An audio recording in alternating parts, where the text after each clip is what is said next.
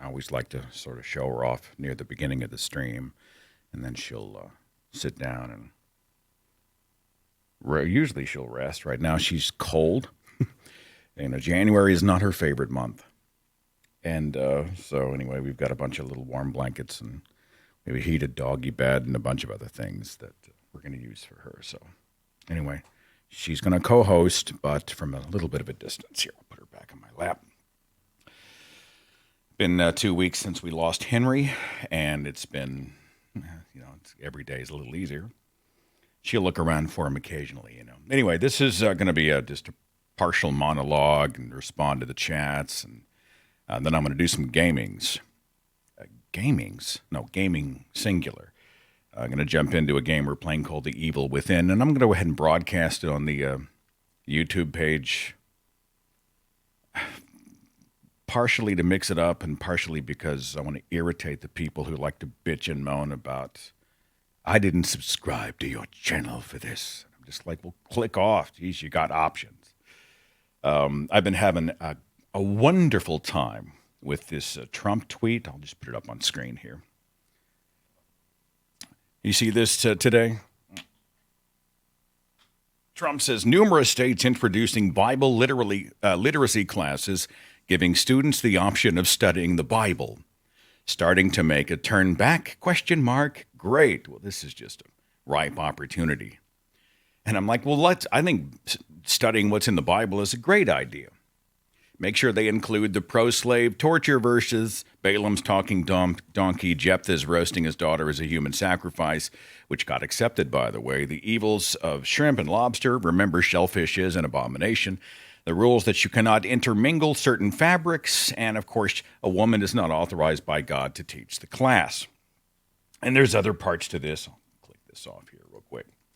And so, on Twitter, you can rely on, especially this audience, but just people in general who are backing that up. I mean, they're mentioning, obviously, just off the cuff, just a lot of the weird shit and the abhorrent shit that's in the Bible. And the thread has gone on and on. That tweet has been retweeted hundreds of times already, and I just posted it a short time ago. And I've got a brain cloud today. You ever have those days? So it's not because it's Monday, but I'm sort of juxtaposing words, and I just feel like I'm on cold medicine. It's weird. It's just, I woke up at 4 o'clock in the morning for no reason, just woke up, couldn't get back to sleep, got up. I've been YouTubing, I've been editing. I'm working on a series of podcasts, audio and video podcasts for February, which I think you're really going to love. I have a conversation with Sarah Roxdale, who's an activist, who's got an interesting story because she used to do hair and makeup and yoga and nutrition and lifestyle videos. And all of a sudden, she comes out of the faith just a few years ago. And now, she's like, I want to talk about religion and the debunking of religion, the damage done by religion. And her audience, I'm sure, is a little punch drunk because they're wondering, hey, what happened to Sarah Roxdale? We were talking about yoga, last week, and now she wants to talk about Islam. And she wants to talk about atheism and all these things. So I thought she was an interesting option for a guest. So we're going to have a show in February. Hector Garcia's back. We're doing a show talking about the gods men have created. This is sort of a part 2 of a conversation we've had before. I'm going to have the street epistemologist. I've got 4. We have 1, 2, 3, 4. I think we had 4 scheduled to talk about how to change minds out there. And we're doing a whole show on kind of a next generation of YouTube podcasters. And I'm starting to sound like, the old man.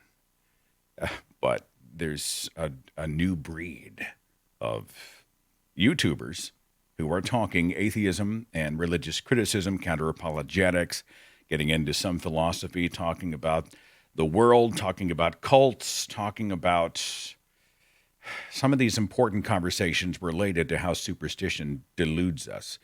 And it's exciting to see their rising popularity, and it's happening really fast for some of them, a hell of a lot faster than ever happened for me. They're just skyrocketing. And so these people out here in the fringes screaming that YouTube atheism is dead. Their presence alone is an immediate refutation to that claim, and they're exciting. So we're going to have them on and just do a panel. It's going to be like a 2-part show featuring 6 specific YouTube activists out there.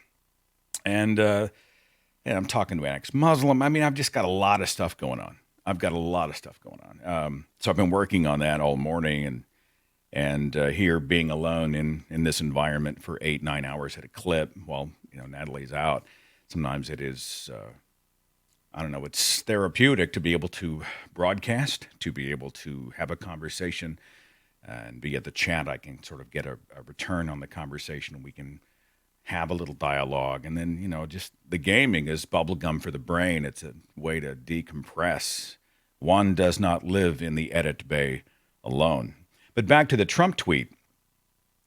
The Bible is one of those books that when we see devout Christians defending it, we then ask them about other religions. I mean, go ask a fundamentalist Christian about, go get him, Tootsie. She's barking at somebody. She's 3.9 pounds of ankle-high death. She will rain down upon you. You smell the fear. You know what I'm saying? And she looks small, but she's mighty. Yeah, she's guarding the door. You ask a Christian about the Quran, and immediately they are just almost nonplussed by the question. That's not the word I'm looking for. God, there's another conflation.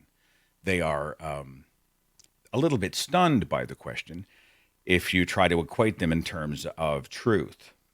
And they say, well, of course we weren't created from a drop of blood extracted from, what part of the body was it extracted from?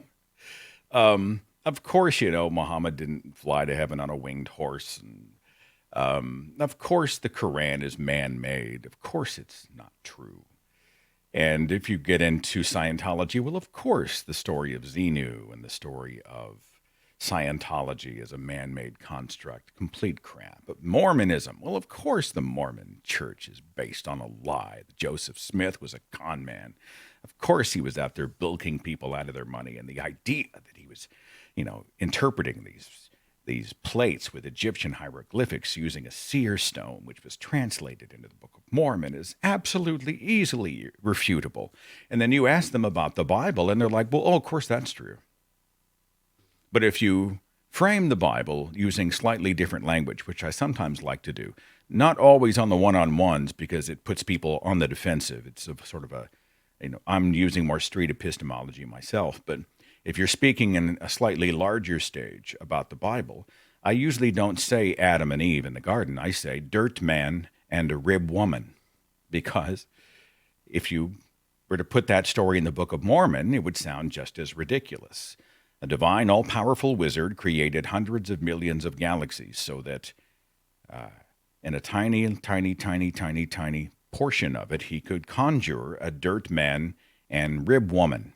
And he would place them in an enchanted garden filled with talking animals. This includes like vegetarian velociraptors.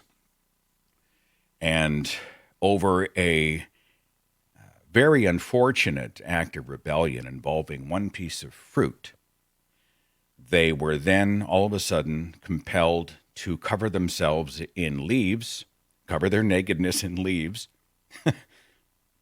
and all of a sudden, the animals that were vegetarian previously decided that they must eat each other.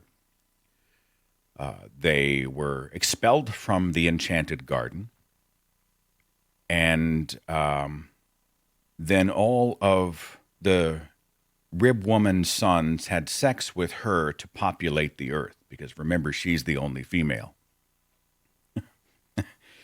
Now, already they're starting to protest. You can see the frothing going on. Oh, of course. No. Tell me, how do we populate the earth if Eve was the only female? Tell me how we populated the earth. The sons had sex with mom. And if you've read the book of Genesis, you already know. If you've gone into the Ark Encounter or Creation Museum, you already know that many Christians have no problem with incest in the proper context. So then, because they were all contaminated with spiritual disease over this act of fruit munching, God was ultimately forced to turn the entire planet into a gigantic dunk tank, saving the only person on planet Earth who apparently owned a boat. Then penguins walked 8,000 miles to join camels and anacondas and hamsters and fruit bats and pelicans and all the other animals in the searing heat of the desert to board a boat the size of a football stadium that was built by a 500-year-old man using only trees and tar. The boat floated for a year, and then that family committed incest with each other to repopulate the earth. If you just go one point by the other point. And as they protest, you have to stop and you say, well, all right, wait a minute. When the ark found land, and the ark was what found land because it wasn't people, the sending out of the dove with the olive branch being returned made not one iota of difference to Noah because the ark had no rudder, no motor, or no sail, so it could not be steered. So they could have been within 50 feet of land and just sailed right by. It would have made no difference. No, it was the ark that just happened upon land. Of course, you can always argue that God was back there with his little fingers pushing the ark. If it's only Adam and his wife and sons and their wives, that's all that was saved. Who populated the earth? It was just one family committing incest to create more than 5,000 ethnic groups in about 4,000 years. You say things like this, and if you had told the story, if they weren't familiar with the creation story in Christianity, if they already hadn't been predisposed to accept it, if you had framed it as part of Scientology, Mormonism, whatever, they would be just laughing. They'd be guffawing. They'd be in awe with disbelief and ridicule. But because it's part of their pet religion, that they've come to a point of automatic acceptance. It's not crazy. It's not insane. It's not stupid. It's not ridiculous. So allow me very quickly to take a look at some chats here.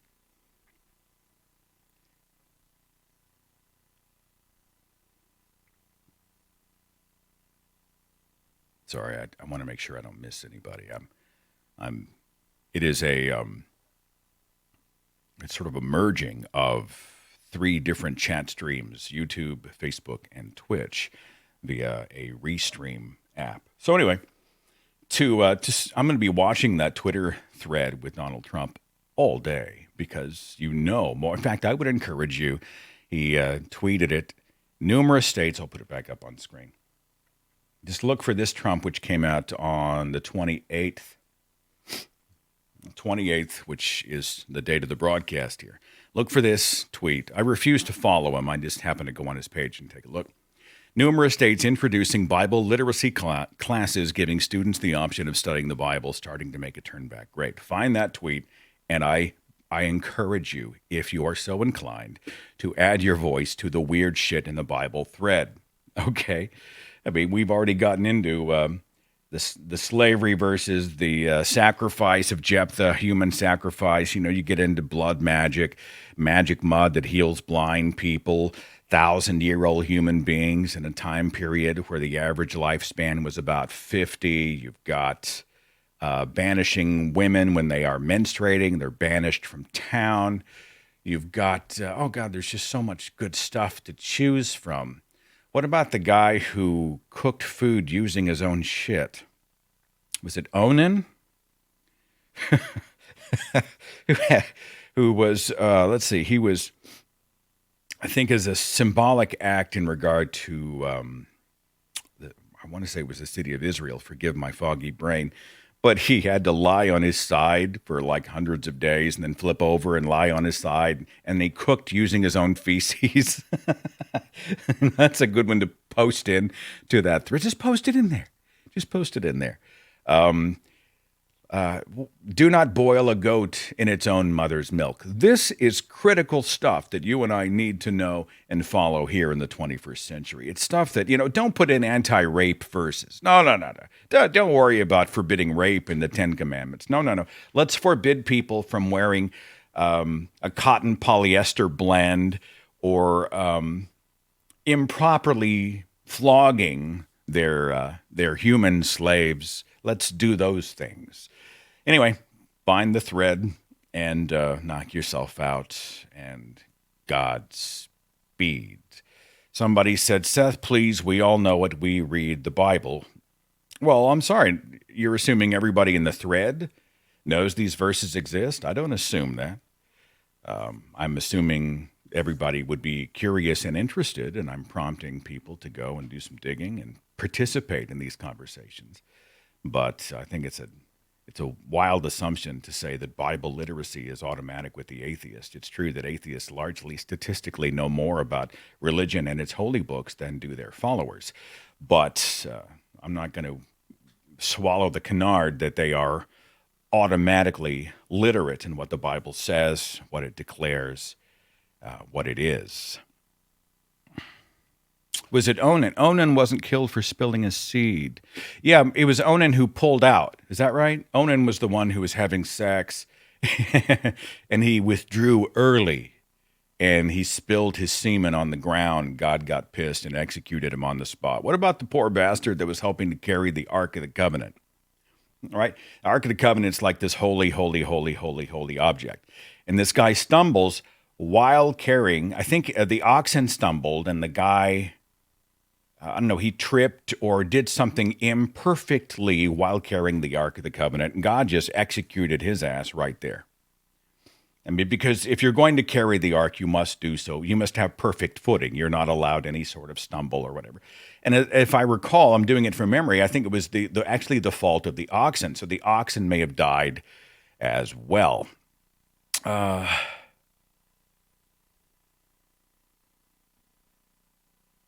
Anybody else?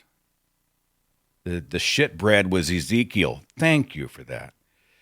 Yeah, and there is actually a brand of bread, Ezekiel bread. Have you tried it?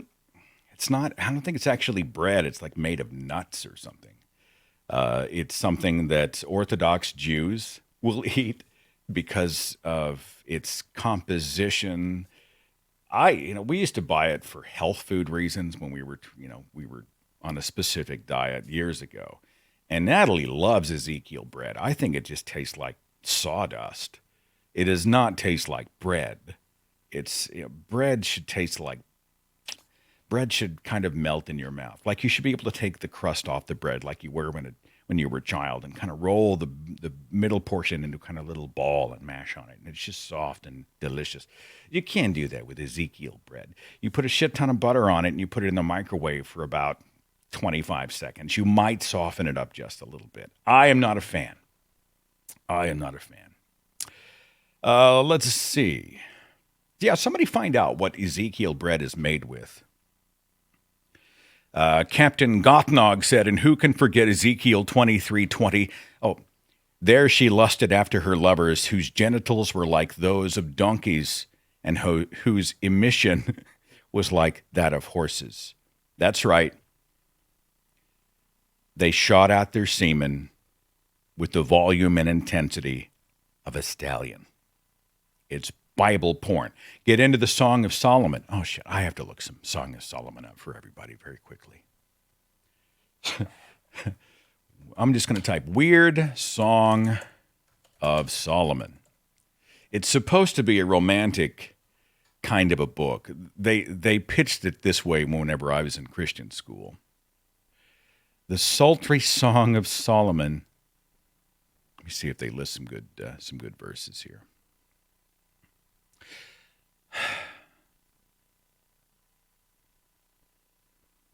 I want actual Bible verse references to make sure I'm reading the right stuff here. So, okay, Song of Solomon, 1, 2 through 4. Let him kiss me with the kisses of his mouth, For your love is better than wine, your anointing oils are fragrant, your name is perfume poured out. Come on, there's some juicy stuff in here. I adjure you. Adjure? I adjure you, O daughters of Jerusalem, by the gazelles or the wild does, do not stir up or awaken love until it is ready. How do you know when love is ready? You set a timer? I don't get it.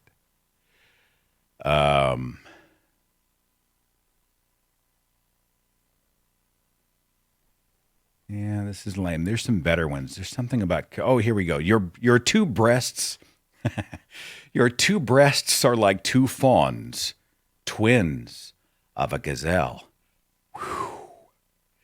that feed among the lilies. Chapter 4, verse 5. A garden locked is my sister, my bride. My sister. A garden locked, a fountain sealed. Your channel is an orchard of pomegranates with all the choicest fruits, henna with nard. Nard? Nard and saffron, calamus and cinnamon, with all trees of frankincense, myrrh, and aloes, with all chief spices, a garden fountain, a well. Is he calling her vagina? A well of living water and flowing streams from Lebanon. Chapter 4, verses 12 through 15. Somebody stop me. I'm getting hot. Awake, O north wind, and come, O south wind. Blow upon my garden, that its fragrance may be wafted abroad. Let my beloved come to his garden and eat its choicest fruits. I mean, this is a good book right there. Oh, my God. Quicksilver Mad says, Ezekiel bread made with sprouted grains and no flour, which is probably why it's so awful.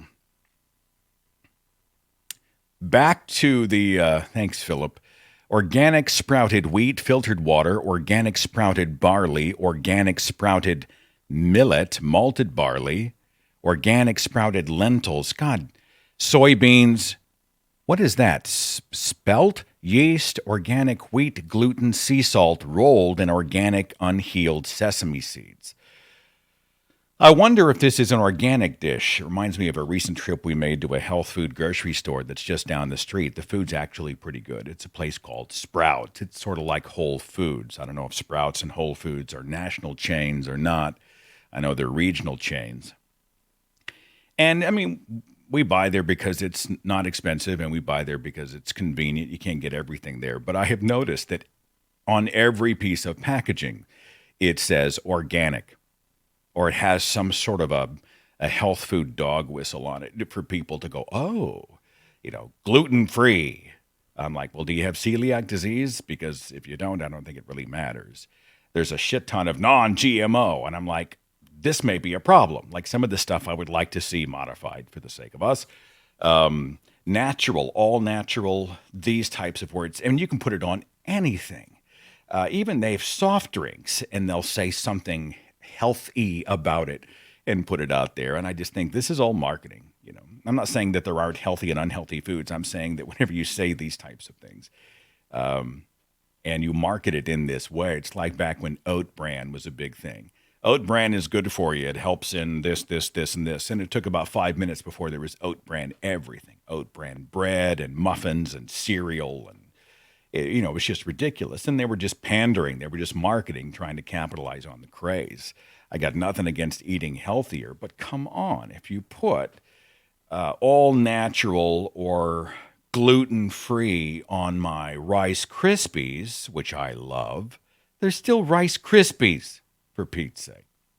So in Ezekiel bread, I'm always interested by the Orthodox Jews and the great pains they will take to not eat certain things a certain way, or even cook or prepare foods on the Sabbath. I wrote a whole chapter about this in my book, Sacred Cows. We've also did a video on it years ago. The video, I believe, is called Sabbath Mode. It was part of my You Gotta Be Shitting Me series.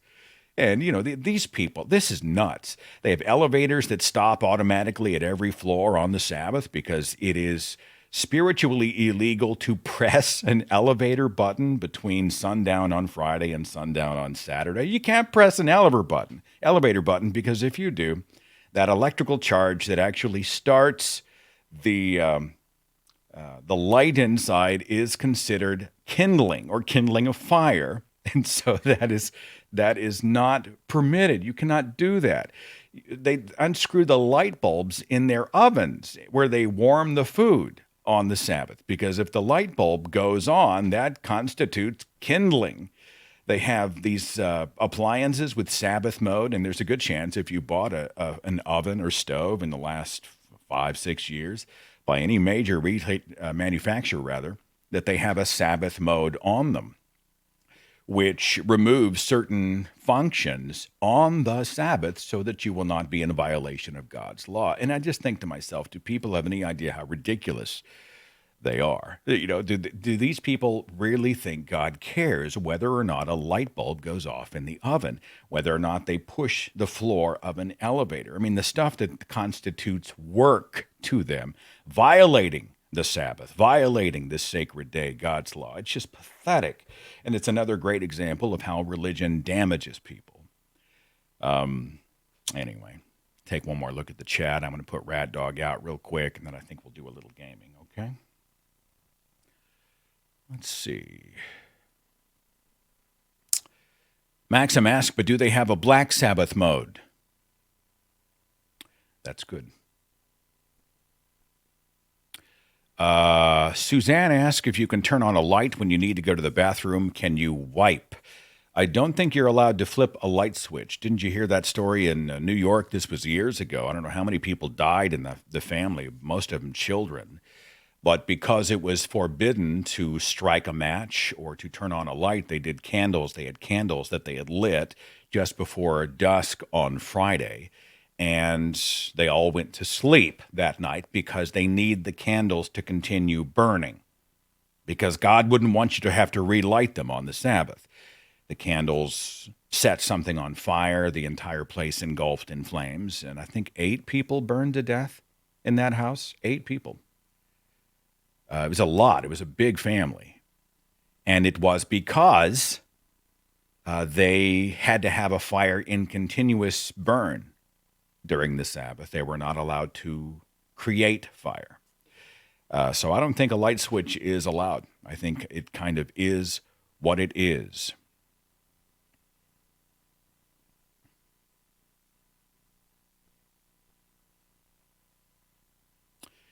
Let's see. Is there anything else? I guess that's about all I've got. I just wanted to quickly interject into your day. All right, fine. I'll kill this stream and I'll start another stream that does not broadcast on YouTube, and I will broadcast The Evil Within. It's a supernatural horror game. Yes, I love supernatural horror. Get over it. It's fantasy, it's fiction, and it's fun. It features big lugs brandishing chainsaws. There's a series of very large trollish characters who wear big locked safes on their heads. It's a visual thing. I can't properly describe it. I'm a cop on the beat, trying to solve the supernatural mystery, and occasionally, more than occasionally, I'm running for my life and dying violently. People seem to enjoy this. If you want to watch the stream, it's on Twitch. You can go to twitch.tv/SethAndrewsTTA, or you can just go to my Facebook page. You'll see my picture there. The streams go out. Both of those streams will go out live, and I'll spare you guys on YouTube. We'll kick that off in about 5 minutes, and I'll